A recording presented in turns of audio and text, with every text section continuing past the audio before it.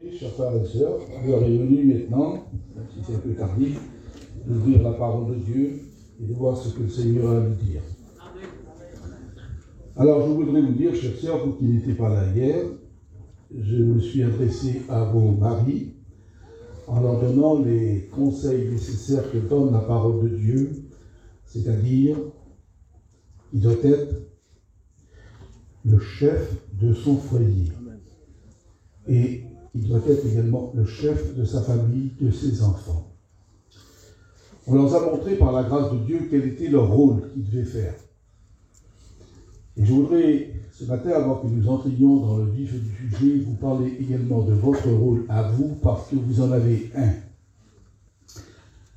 Ce rôle, ce n'est pas nous, les maris, qui l'avons donné, c'est Dieu lui-même. Quand il a créé la première femme de l'humanité, Ève, il a dit « Je lui ferai une aide semblable à lui ». Notez bien le mot « une aide ». La femme, l'épouse, doit être une aide pour son foyer et non pas un souci, un problème, une difficulté. Dans le passé, nous avons perdu, je disais à vos maris hier, énormément de serviteurs de Dieu parce que les épouses ne correspondaient pas à la tâche qu'ils avaient reçue. D'autres ont été également annulés de leur école biblique parce qu'ils n'avaient pas les épouses qu'il fallait. Je voudrais vous dire ceci, de ne pas être dans la peau de celle qui est en train de faire des problèmes à leurs maris qui sont soit chrétiens ou serviteurs de Dieu, parce que alors, au jour du jugement, je ne voudrais pas être dans leurs chaussures. Malheur à eux, dit la Bible, mieux vaudrait pour eux de s'attacher une meule à leur cou et se jeter dans la mer. Vous ne vous rendez pas compte? Vous avez, mes sœurs, un immense privilège d'être les femmes des chrétiens. J'insiste bien le mot, chrétien. Ça veut dire que vous avez une garantie. Au lieu que votre homme soit dans les bistrots, dans les bars, il est dans une réunion. Vous pourrez être les femmes les plus fières du monde d'être les épouses des chrétiens. Et moi je vous le dis, c'est vrai, c'est sincère, c'est la Bible qui parle. Alors quand il dort le soir, admirez-le. Et remerciez Dieu du privilège que vous avez. C'est quand même mieux avoir un ami, un mari pasteur plutôt qu'un drogué, non? Ou alors c'est moi qui est fou. Faites tout vos possibles, parce que la femme insensée, dit la Bible, elle renverse sa maison de ses propres mains. Alors je vais vous donner une recette infaillible pour vous les femmes. Vous êtes bien d'accord? D'accord. Vos maris ont le souci de gagner leur vie, c'est pas facile. Ils sont toute la journée, soit sur les toits, sur les arbres, ils reviennent, ils sont éreintés, extinctés. Et des fois, la journée n'a pas été comme ils voulaient. Ils reviennent plus ou moins mal décidés. Ça arrive. Et vous sentez, vous, que l'orage va venir, la dispute s'anime. Ça va pas trop comme je veux.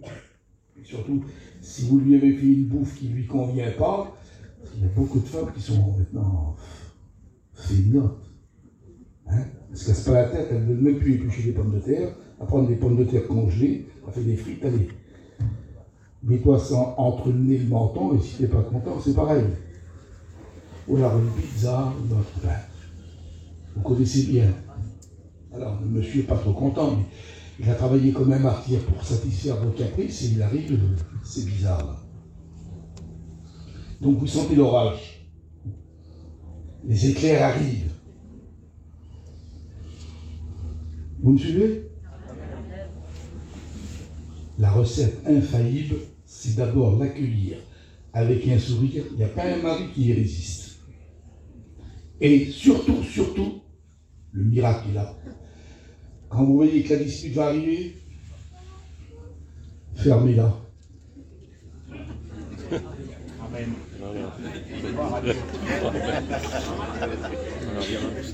Et vous pouvez être sûr que la dispute ne va pas s'annuler.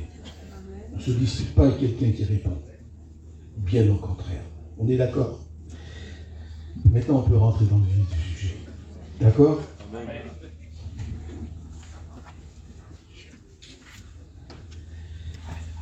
Je vais lire pour vous un verset qui va nous servir d'introduction dans le dernier livre de la Bible, celui qu'on appelle l'Apocalypse.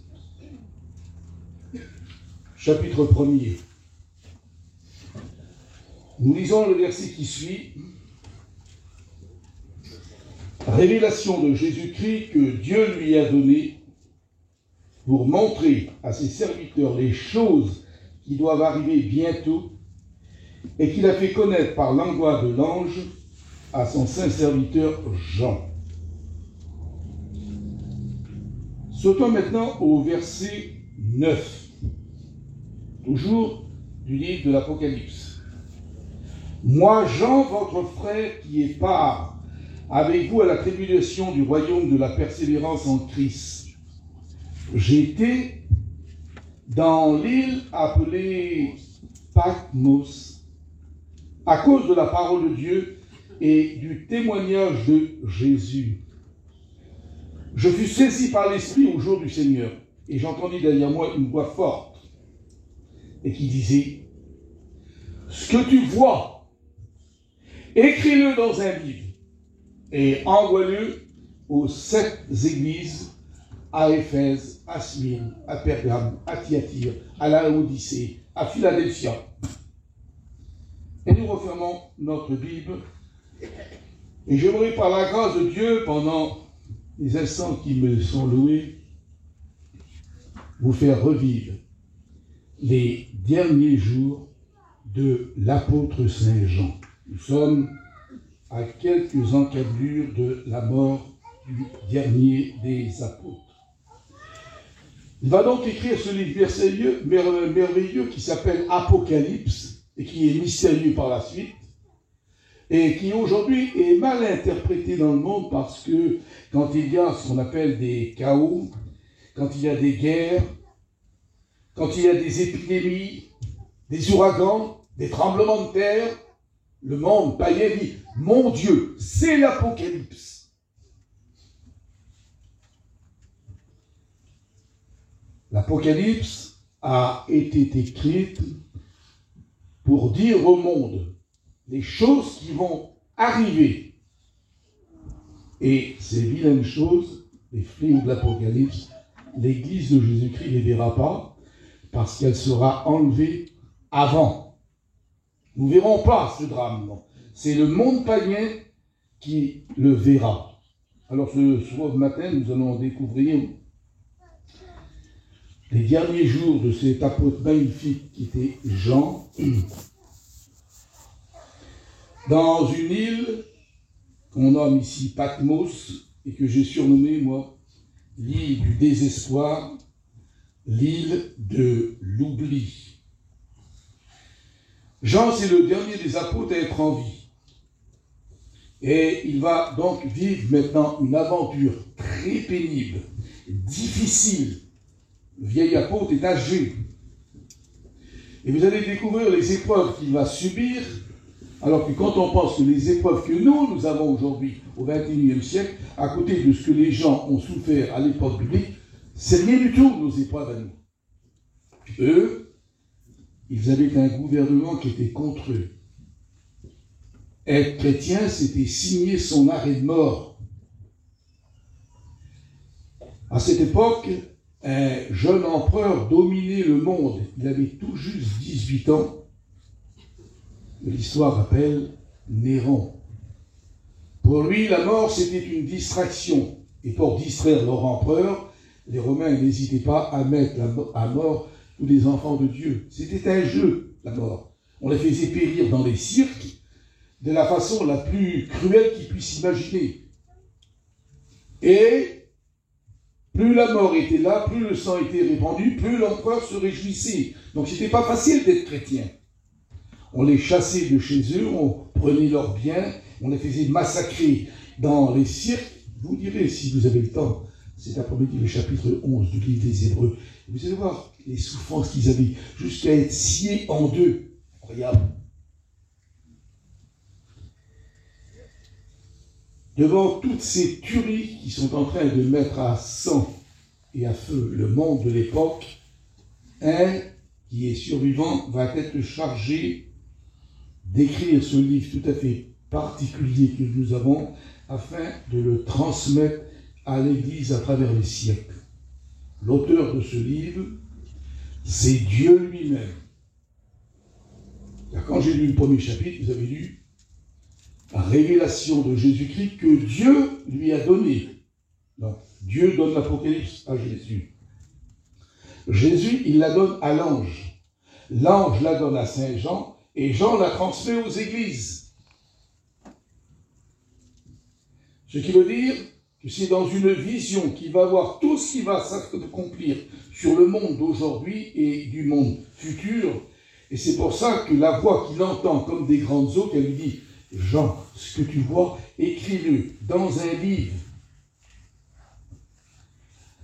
Jean était le plus jeune de toute l'équipe de Jésus. Il n'avait guère plus de 17 ans quand il s'est converti. Essayez d'imaginer. Apôtre de Jésus-Christ à 17 ans. 3 ans plus tard, quand le Christ est en croix, il demande à Saint Jean, qui est là devant, de prendre soin de sa mère, la Vierge Marie. Et vous, quand j'ai lu ces textes, il y a de cela bien des années, bien entendu, j'étais assez surpris et je posais des questions, mais comment se fait-il que Jésus confie sa mère à un garçon qui a tout juste 20 ans, qui est célibataire, alors qu'il a derrière lui 4 frères et au moins 2 sœurs. La Vierge Marie a eu suite à la naissance de Jésus 4 autres fils, dont l'un s'appelait Jacques, l'autre Simon, Joseph, Jude, et au moins 2 filles, puisqu'il dit ses filles. Alors, comment se fait-il que les enfants ne prennent pas soin de leur mère qui est là, à Paris, et certainement dans la cinquantaine? Pourquoi ils ne s'en occupent pas de leur vieille mère? Voyez-vous, déjà, à cette époque, on retrouve, si vous voulez, déjà l'ingratitude des jeunes. Surtout quand leurs parents deviennent vieux, quand les parents commencent à vieillir, alors ils deviennent pour eux, certaines jeunesses d'aujourd'hui, des parents qui deviennent encombrants. On essaye de s'en débarrasser du mieux qu'on peut, et certains les mettent dans des maisons de retraite, où ils vont être traités très difficilement, vous avez bien compris. Et ça qui s'en rendent compte, la jeunesse qui fait ça, elle est en train de transgresser l'un des 10 commandements qui dit « Honore ton père et ta mère afin que tu vives vieux ». Qu'est-ce que la Bible veut dire parce que tu vas devenir vieux? Parce que Jésus dit « Maudit soit celui qui maudit son père ou sa mère, il sera puni de mort ». C'est écrit noir sur blanc, Matthieu 15. Le livre des Proverbes dit « Ne méprise pas ta mère quand elle vieillit, ne méprise pas ta vieille mère ». Et aujourd'hui, une certaine jeunesse, ils ont honte de leurs parents, parce qu'ils sont vieux, parce qu'ils sont malades, parce qu'ils sont encombrants, etc., etc. On découvre cette ingratitude qu'il y a, comme Marie était en train de subir ça. Et voyez-vous, l'ingratitude dans le foyer de la Vierge Marie va même au-delà de l'ingratitude, puisque ça va aller au-delà de la révolte. Quand Jésus, avec ses apôtres, est en train de faire des tournées dans la Galilée, et qu'il a les succès que vous connaissez, voilà que ses frères, ils viennent et puis ils veulent l'arrêter parce qu'ils disent il est hors de sens, il est fou. Comment pouvez-vous comprendre ça? Le foyer de la Vierge Marie était divisé. Les 4 frères que j'ai cités tout à l'heure, ainsi que les sœurs, ils n'étaient pas pour leur frère le Christ. Ils ne croyaient pas en lui. Jean, chapitre 7, l'affirme. Ses frères ne croyaient pas en lui. Et la petite Marie était au milieu de ce conflit. Il y a peut-être ce matin des foyers qui sont comme ça en conflit à cause de leurs enfants. Des foyers qui sont divisés. Et je me permets de vous dire, quand Marie reprend sévèrement ses enfants parce qu'ils ne marchent pas selon les voies de Dieu, vous les mamans, ne vous mettez pas en travers. Parce que souvent c'est ce que font les femmes. Elles soutiennent leurs enfants, même s'ils font le mal. Ça, ce n'est pas de l'amour, c'est de la faiblesse. Je vais peut-être vous dire des choses aujourd'hui que je ne vais pas être apprécié, et puis peut-être qu'en ce moment, je ne fais pas des amis. Mais vous savez, le serviteur de Dieu a le devoir de dire la vérité. Parce qu'on ne cherche pas à plaire. Si on veut flatter la vanité des gens, on les caresse dans le sens du poil, comme on dit. Mais c'est pas ça. Le serviteur de Dieu n'est pas comme ça.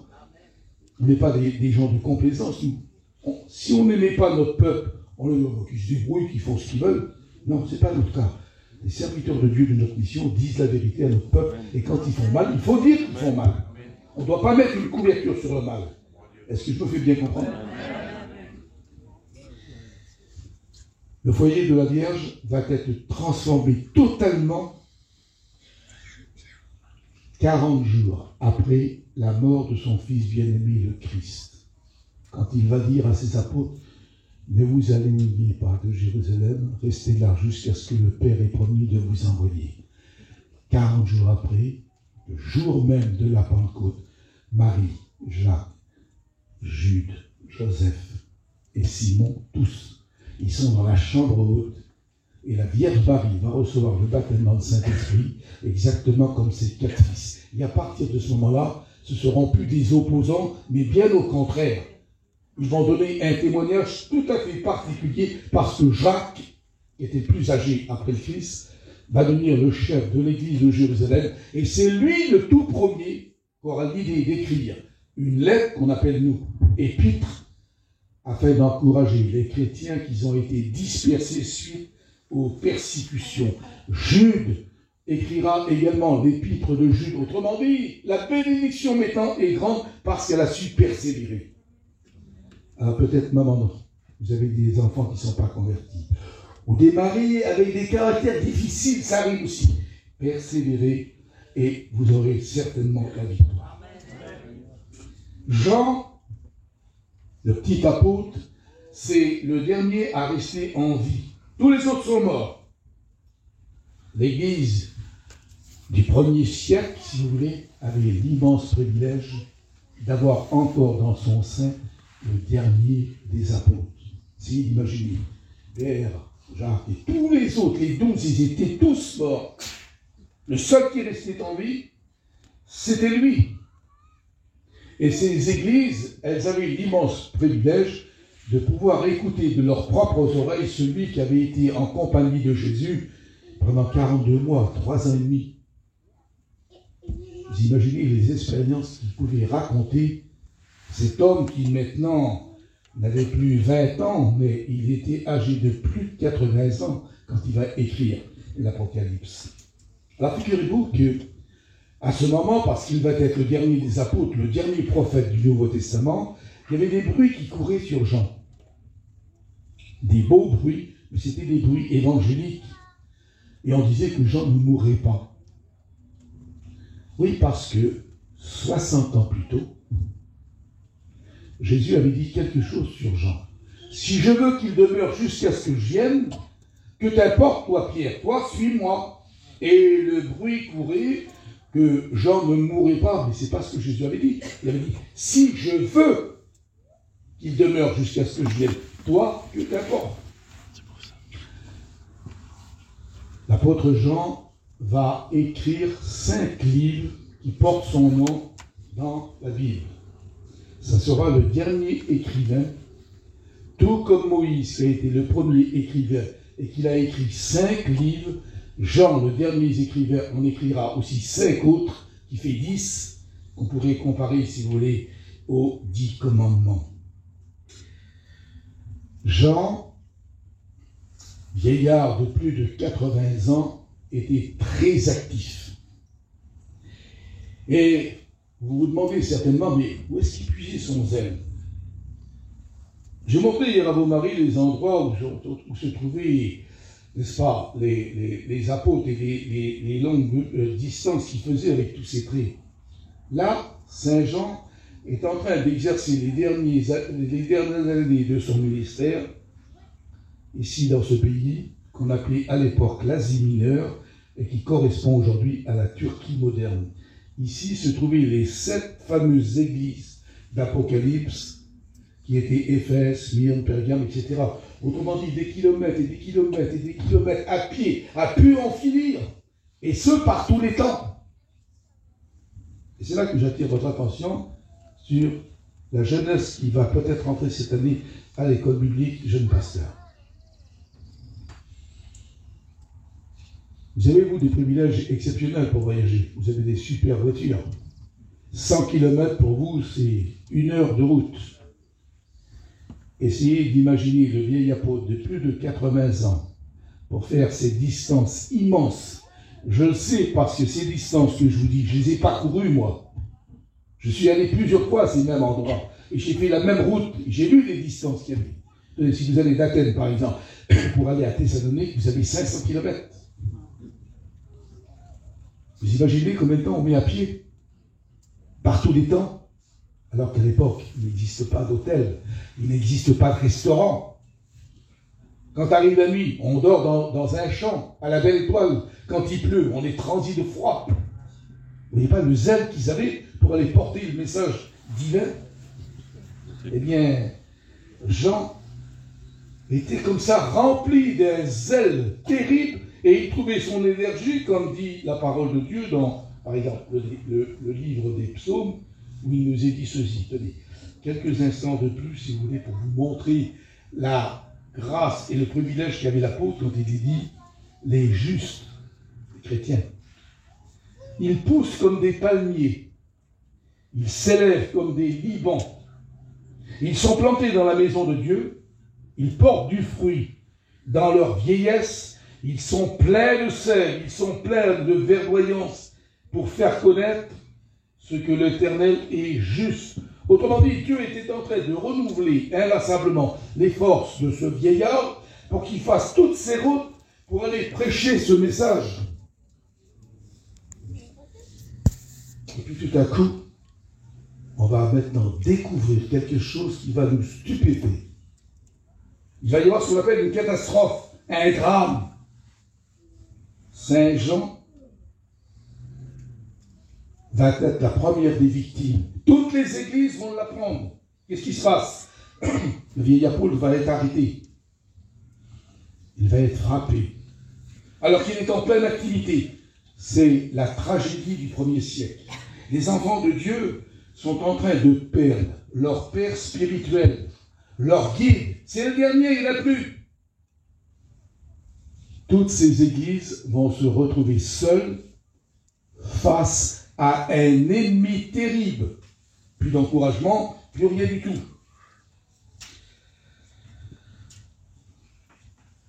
Arrêté sans aucun ménagement. Un détachement romain entre avec fracas dans sa petite maison. Elle casse tout, elle prend le vieil apôtre et sans aucune forme de procès, rien. Jean est condamné à l'exil. Il va être banni par Rome dans un bagne le plus terrible qu'il puisse imaginer. Je vais vous montrer où il est allé. Vous êtes ici entouré de mer. On appelle la mer Égée. Vous avez une petite île minuscule qui est ici. Vous avez dans vos Bibles ces cartes, vous verrez.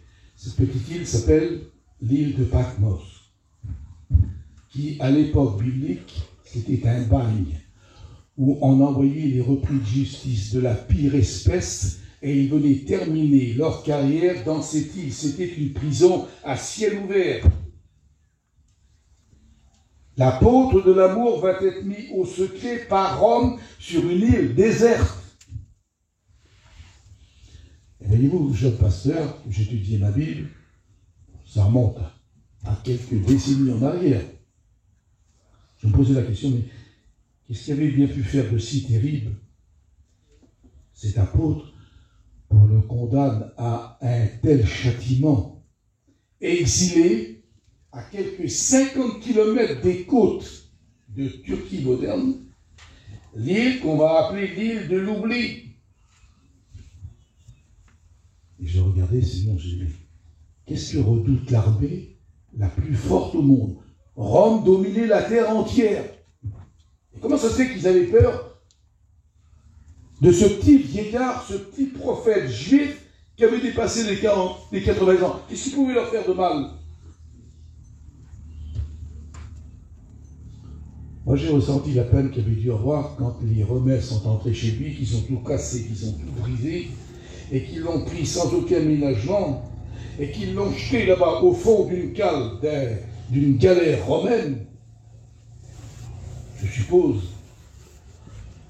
que Saint Jean a été surpris en disant « Seigneur, qu'est-ce qui m'arrive ?» Et c'est souvent la question qu'on se pose, vous comme moi. Quand il nous arrive une catastrophe dans nos familles, quelle que soit une maladie, un accident, n'importe, on se pose la question, mais Seigneur, qu'est-ce qui nous arrive? Les gâchis qui sont païens, ils disent la même chose sous une autre forme, mais ça veut dire pareil. Mais qu'est-ce que j'ai fait au bon Dieu pour qu'il m'arrive ça? Dieu est toujours sur le banc des accusés, alors qu'il est le grand innocent. C'est discuté un jour, tiens, ça fait longtemps.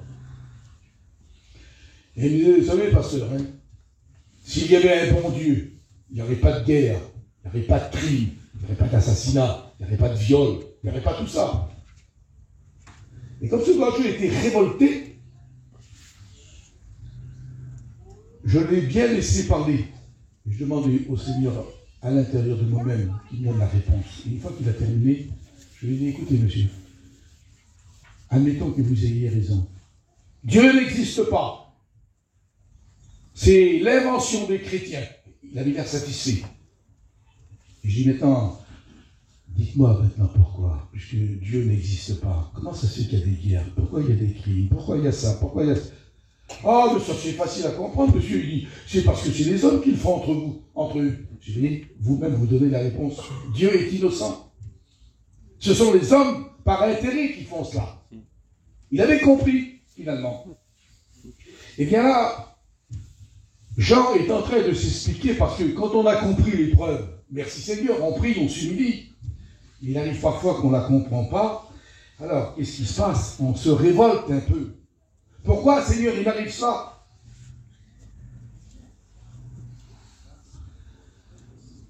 Saint Jean va se trouver maintenant arrêté comme un vulgaire criminel, un bandit. Pas le temps de s'expliquer. Enchaîné, jeté au fond d'une cale romaine. Et il ne sait même pas où il va.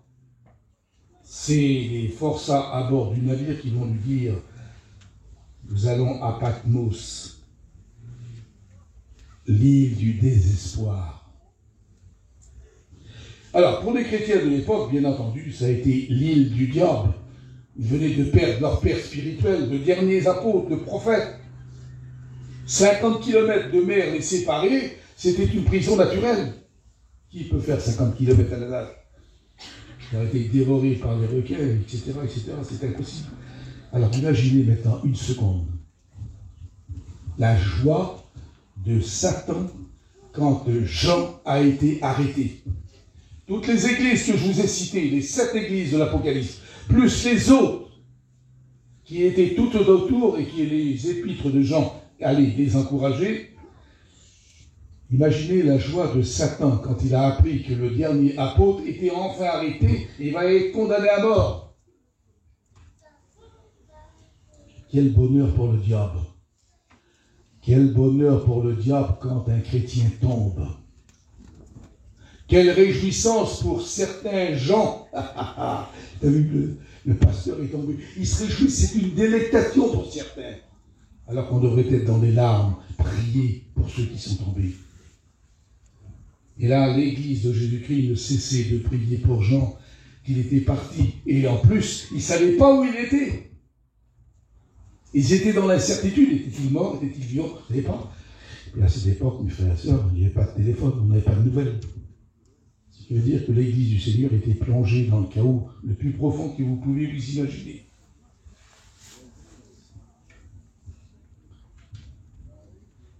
Revoyons Jean au fond de cette cale. Enchaîné comme un malfaiteur. C'est une prison qui est flottante, privée de nourriture, les coups, et à sa souffrance physique, parce que ça fait mal les coups, les fouilles. La souffrance morale du vieil apôtre, qu'il est en train de se tourmenter là au fond de ce bateau. Il pense à toutes ces églises qui ont été abandonnées. Il pense au sien, qu'il n'est plus là maintenant. Et qui a-t-il devant lui? Des hommes sans foi ni loi, des assassins, des criminels, des hommes de la pire espèce.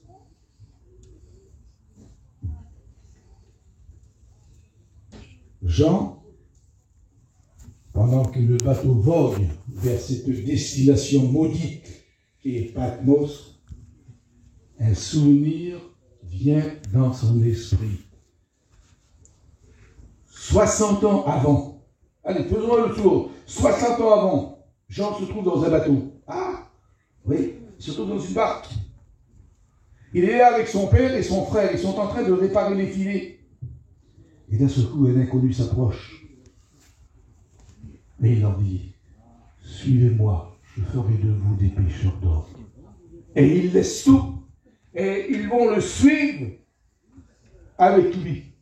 C'est bien entendu le Christ qui vient de les appeler au Saint Ministère. Dans cette même barque, 60 ans auparavant. Continuons notre recherche.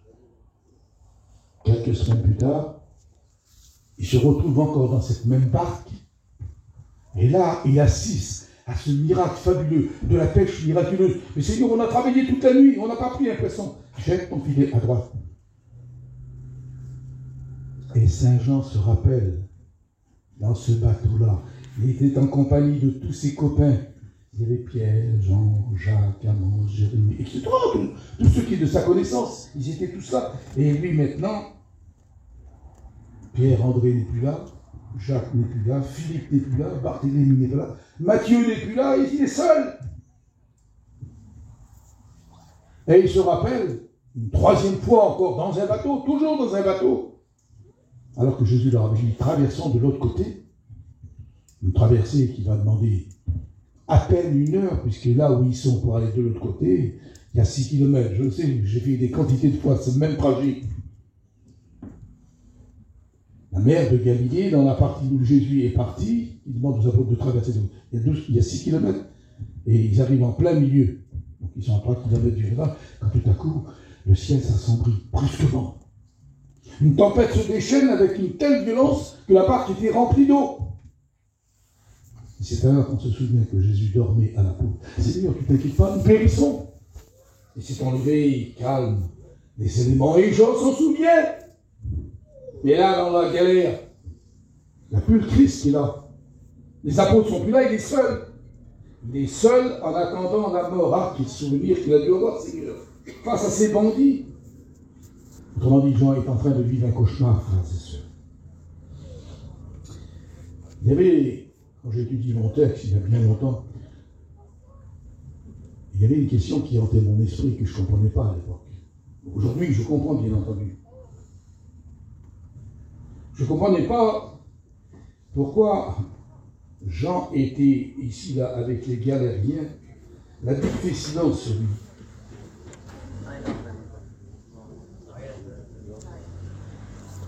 Ne vous inquiétez pas, ce n'est qu'une voiture qui avance. Ne vous laissez pas distraire. Là, regardez-moi. Je disais donc que Jean venait d'évoquer ses souvenirs 60 ans plus tôt, qu'il était dans différents bateaux en compagnie de Jésus et de ses camarades, et que 60 ans plus tard, eh bien, il n'était plus avec ses amis, mais il était avec des repris de justice, des criminels, des assassins, des forçats, des bagnards. On était en train de dire que Jean était en train de vivre un cauchemar. Ça, c'était ma première question que je me posais, moi. Ensuite, je m'en suis posé encore une autre. Est-ce que Jean, dans son désespoir, est-ce qu'il a prêché aux criminels dans le fond de sa cale? Ah! Est-ce que c'était bien le temps favorable? Est-ce qu'il avait le cœur à le faire? Vous savez, j'ai étudié la vie des prophètes et des apôtres, comme tous les serviteurs de Dieu qui sont là. Je ne fais rien d'exceptionnel. Ils font la même chose que moi. Ils disent la même Bible. Et je peux vous assurer avec certitude que Jean l'a fait parce que connaissant le zèle et l'ardeur qu'ils avaient, ces hommes, à servir Jésus-Christ, Rien ne les empêchait, rien ne les arrêtait. Rappelez-vous, Paul, pendant 15 jours qu'il y a eu ce typhon sur la mer Adriatique, on voyait ni les étoiles ni les jours, il n'a pas cessé de prêcher aux 276 personnes qu'il y avait à bord.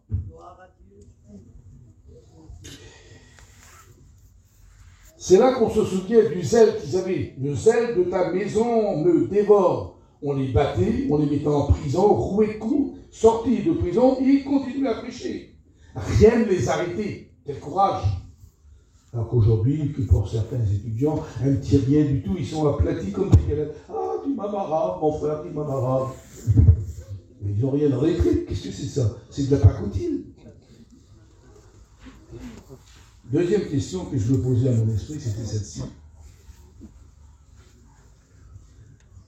Je me disais, jeune pasteur de 18 ans, on ne comprend pas tout quand on débute dans le ministère, tu l'as entendu. Seigneur, mais alors, pourquoi tu as permis cette épreuve si difficile pour Jean? Est-ce que Jean a fait quelque chose de mal et là il est châtié? Alors, j'ai bien entendu potasser l'évangile et je n'ai jamais vu qu'à ce moment-là, Jean avait fait quelque chose de mal, au contraire que du bien. Ce qui veut dire qu'il n'y avait rien à reprocher. Et justement, c'est sur rien qu'il me faisait problème. Parce que s'il y avait eu quelque chose, j'aurais dit, ben, là, c'est mérite. Mais là, c'était rien. Le vieux prophète n'était pas coupable. Il était innocent. Alors pourquoi cette épreuve? Vous imaginez les larmes qu'il a dû verser, le vieillard. Hein? Et des pourquoi Seigneur, il a dû en dire. Et pire encore, c'est que la réponse du ciel ne venait pas. On aurait dit à ce moment-là que Jean n'était pas entendu. Ça nous montre que parfois nos prières ne sont pas écoutées de suite non plus. Ça veut dire quoi, frères et sœurs? Ça veut dire qu'il y a un temps d'attente. Et il y a aussi ce que dit Jacques, son frère, dans son épître, vous demandez, vous ne recevez pas parce que vous demandez mal, dans le but de satisfaire vos passions. Alors même si Jean a dit, qu'est-ce qui m'arrive, Seigneur? Eh bien, beaucoup de chrétiens disent la même chose, parce que les épreuves, elles deviennent parfois amères. Et si elles nous arrivent, c'est toujours pour notre bien, jamais pour nous faire du mal. Alors je disais à Dieu, et je discutais avec lui, moi. Dans ma réflexion, je disais, Seigneur, alors pourquoi tu ne l'as pas pris comme tu as fait pour Élie ou pour Enoch? Ça lui aurait évité à ce vieillard d'avoir toutes ces souffrances. Et à votre avis, pourquoi Dieu ne l'a pas enlevé? Il aurait pu s'il aurait voulu. Je vous dirai tout à l'heure pourquoi il ne l'a pas enlevé. On va retrouver le vieil apôtre qui a débarqué, maintenant il est sur son île. Et là, c'est une prison naturelle à ciel ouvert, parce qu'à 50 km est la terre la plus proche. Impossible à un vieillard de 80 ans de faire 50 km à la nage. Prison naturelle. Cachot naturel. Ce qui veut dire qu'il aura comme amis autour de lui que les anciens drogués, batailleurs, ivrognes et tout ce que vous voulez. Et lui, l'homme de Dieu, l'apôtre de l'amour, sera face à ces hommes. 60 ans de ministère et terminé ainsi tragiquement. Non, c'est pas possible, Seigneur. Il a droit à une heureuse vieillesse, ce brave homme-là. En fait, de vieillesse, c'est l'isolement, les coups privés de nourriture, les injures. Et c'est là qu'on va découvrir ce que saint Paul a écrit à ce sujet. Qu'est-ce qui peut nous séparer de l'amour de Dieu? Est-ce ça la tribulation, la faim, la nudité, les coups, les adversités? Non, rien ne peut nous séparer. Et c'est ce que Jésus a dit, nul ne vous ravira de mes mains. Mais la condition est, est-ce qu'on est dans la main du Christ? Alors quand on est dans sa main, oui, on a le bouclier protecteur, mais quand on n'est plus dans sa main, qu'on est plutôt dans le monde, je me fais toujours bien comprendre? Oui ou non? On dit, cela nous amène à dire, chers frères et sœurs, que l'aventure de Saint Jean est en train de nous montrer que Dieu met parfois ses enfants dans des situations difficiles, extrêmement difficiles. Je pense à Jérémie. On va descendre dans un puits qui a plus d'eau, mais qui est rempli de boue. Jérémie enfonce jusqu'au cou dans la boue, et on va le laisser croupir là, sans boire et sans manger. Incroyable, Seigneur. Ézéchiel, on va l'attacher, ficeler, on va le rendre muet pour plus qu'il prêche. Qu'est-ce qui arrive, Seigneur? C'est ainsi que tu récompenses tes serviteurs. Daniel, dans la fosse aux lions. Imaginez, les lions qui s'approchent, ils ouvrent leur gueule énorme. Mais qu'est-ce qui se passe, Seigneur? Est-ce que c'est ainsi que tu nous récompenses ceux qui ont soumis leur vie à ton service? Toute chose concourt au bien de ceux qui aiment Dieu. Amen. Jérémie va sortir de son puits de boue. Ézéchiel sera détaché. Daniel ne sera épargné par les lions. Et ils vont devenir des témoins d'une façon tout à fait magistrale pour apporter la délivrance à tous ceux qui les entourent. Alors, quand les hommes ont appris que Jean avait été dans son île du désespoir, c'était la désolation des églises.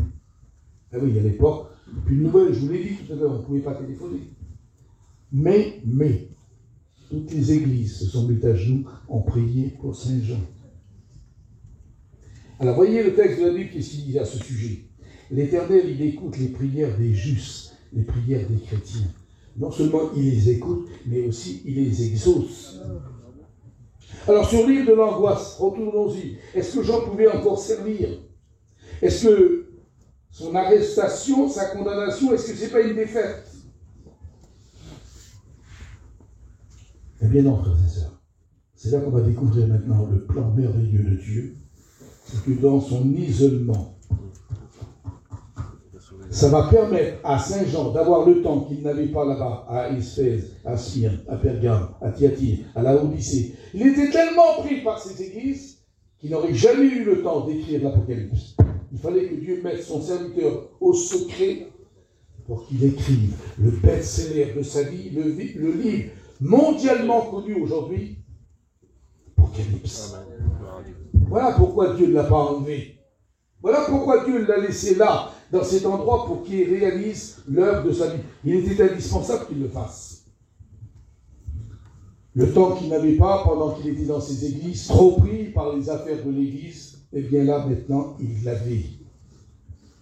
Et peu après, il sera libéré et retournera à toutes ses églises. Et il continuera à servir son Dieu d'une façon tout à fait particulière. Et c'est là que Saint Paul va dire un verset qui le concerne, quand il va écrire l'épître à Timothée, en disant « Prêche la parole en toute occasion, favorable ou non. » Mais là, c'était pas favorable. Hein. Dans une galère romaine, on reçoit des coups de fouille à tout bout de champ. C'était pas facile dans une prison à ciel ouvert comme était Patmos. Eh bien, Saint Jean l'a fait. Et en plus de ça, il a écrit les livres que nous connaissons maintenant. Alors, en conclusion pratique, Patmos, ce n'est pas une défaite, mais une victoire. Ça veut dire que les problèmes que vous êtes assaillis, que ce soit la maladie, les incompréhensions, les enfants qui se chicanent, les ménages qui se cassent, etc. On souffre, mais ça ne peut pas être une défaite si on est des véritables chrétiens. Dieu est capable de réparer les brèches. Il est capable de réparer les ruines à la gloire de son Seigneur. Et nos épreuves, nos luttes, eh bien, il ne faut pas les voir, si vous voulez, comme des échecs. Et je me permets de vous dire, à tous ceux qui ont connu des défaites, à tous ceux qui ont eu des manques, vous ne pouvez pas changer le passé. Le passé sera toujours là. Mais vous pouvez changer le présent en faisant mieux. On dit, si là j'ai chuté, maintenant, il m'aura plus de mal. Est-ce que je me fais comprendre? Et si en tant que jeune pasteur, ou vieux pasteur, comme moi, qu'on a été plus ou moins flemmard pour l'œuvre de Dieu, à partir de ce jour, on a l'intention de vouloir faire plus. Parce que regardez comment que les événements se précipitent avec une vitesse et une cadence exceptionnelles. Le monde est sur le pied de guerre, vous vous en rendez peut-être pas compte, mais moi qui suis pertinemment toutes les infos qui concernent les choses qu'il y a dans le monde, je regarde tout ce que je vois à la télévision, je le compare aux événements de la Bible, et je disais ça à ma propre femme, vous avez toutes ces choses-là. Dieu l'avait déjà prévu. C'est ce que nous sommes en train de voir, ce sont des prophéties qui se réalisent devant nos yeux, et que certains chrétiens demeurent aveugles. Je ne sais pas si vous regardez les infos, mais partout dans le monde, les feux de forêt consument la totalité des... C'est une chose terrible. Que ce soit la Grèce, la Turquie ou autre, partout il y a le feu, partout il y a le feu. Ce sont les prophéties que Dieu enverrait de feu. Et c'est incroyable comme c'est le Seigneur. Le jugement qui est un prélude à ce qui va s'abattre sur la terre. Les armées qui se préparent dans le dernier conflit de l'humanité. C'est ce que la Bible appelle la fameuse bataille d'Armageddon. Vous voyez qu'est-ce qui se passe en Ukraine? Un tout petit pays de rien du tout qui est en train de tenir tête à la seconde puissance mondiale. C'est incroyable, c'est incroyable. Et à côté de tout ça, de tous ces événements, on découvre un certain endormissement des chrétiens qui s'assistent à ces lieux, mais on dirait qu'ils ne se rendent pas compte du danger qu'il y a. Parce que le danger existe. L'enlèvement peut avoir d'une seconde à l'autre. Personne ne sait le jour, ça c'est sûr. Ni l'heure, c'est ce que j'ai dit. On ne sait pas si c'est jeudi, vendredi, samedi, dimanche, ou midi ou 3 heures, on ne sait pas. Mais une chose est certaine, c'est que vous n'avez plus aucune prophétie à attendre, tout est accompli. La dernière qui reste, c'est l'enlèvement. Permettez-moi ce dernier mot, non pas pour faire peur, le serviteur de Dieu ne fait pas peur. Le serviteur de Dieu, il avertit. Et quand on est averti, on sait ce qu'il faut faire par la suite. Nous avions écrit une pièce biblique il y a de ça près de 50 ans. Nous étions en train de montrer que l'enlèvement était très proche. Et ça se passe dans un foyer dont le foyer est mixte. C'est-à-dire, le mari était converti, mais la femme, une vraie chipie, elle ne voulait rien entendre. Et puis un soir, ils vont se coucher, comme d'habitude. Le mari qui est devant, il veut lire un verset à sa jeune épouse, il dit, écoute ce que le Seigneur dit. Laisse-moi tranquille avec ta bourgueuserie, puis elle se tourne de l'autre côté. Et nous, les maris, on sait ce que ça veut dire, ça. Hein, quand vous se tournez de l'autre côté, c'est que vous êtes en colère. Quand on revient travailler, puis que vous avez les cheveux comme ça, avec la brosse à dents dedans, on sait ce que ça veut dire. On n'est pas fous, hein.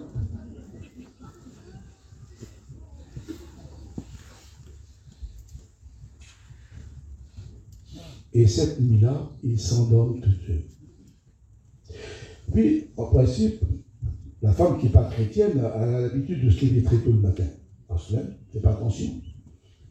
Elle va dans son cuisine, prépare le café, etc. Elle allume la télévision. Et tout à coup, il y a ce qu'on appelle un flash d'information après les pubs et les dessins animés. Et là, ce flash d'information est précis. Chers téléspectateurs, nous interrompons momentanément nos émissions pour vous faire part d'un événement qui vient juste d'arriver il y a quelques heures. Des millions d'hommes, de femmes et d'enfants ont mystérieusement disparu. Et le flash s'arrête, nous vous tiendrons au courant dans les heures qui viennent. Qu'est-ce qu'elle fait? Pris de remords, elle court dans sa chambre. Et qu'est-ce qu'elle découvre? Le lit est vide. Elle pense qu'il est dans la caravane des petits-enfants. Une fille de 16 ans qui n'est pas convertie non plus. Elle ouvre la porte. Ton père n'est pas là? Non. Elle répond la petite. Elle a le mort aussi, la petite. Hein. Elle a dû aller à sa réunion encore, là. Mais non, ma fille.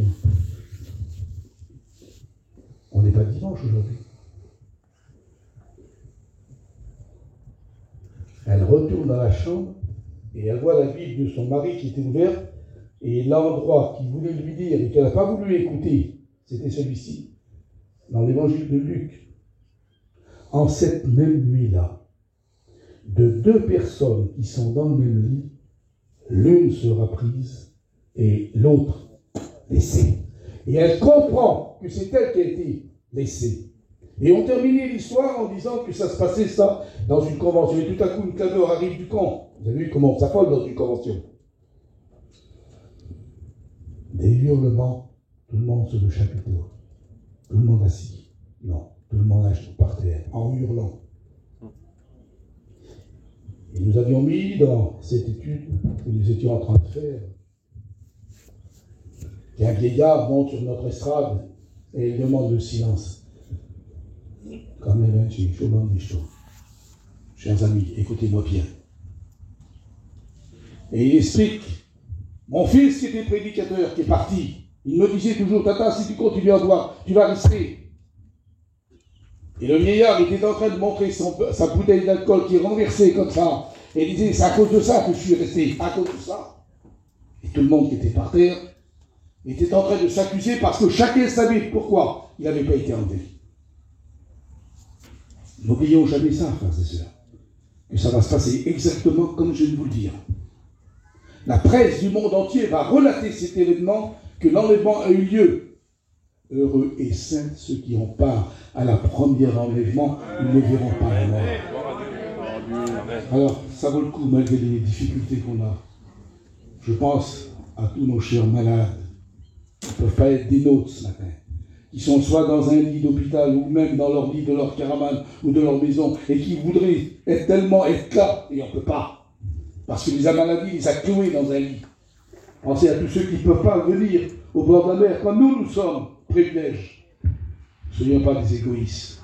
Ne faisons pas que des grandes bouffes. Ne parlons pas que restaurants. Ne parlons pas de toutes ces choses. Pensons à tous ceux qui n'ont rien et qui sont malheureux comme les pierres. Donnons une chance à ceux qui ne sont pas sauvés d'être sauvés.